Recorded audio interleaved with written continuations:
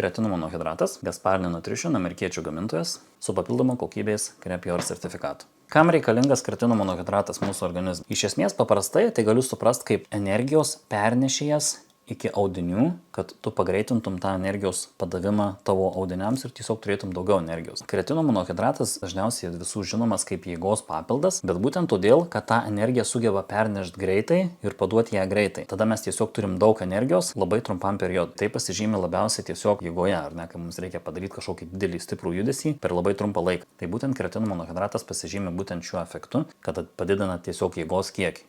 Taip pat yra naujos studijos, kada naudojam daugiau, apie 10-20 gramų per dieną, turi teigiamą poveikį smegenų veiklai.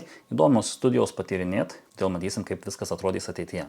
Kokybės sertifikatas Creapure. Ką jisai mums sako? Paprastai tai iš esmės tu gali suprasti, kad tai yra tiesiog aukštesnės kokybės produktas, tyresnis, švaresnis, be kažkokių papildomų priemaišų ar likučių.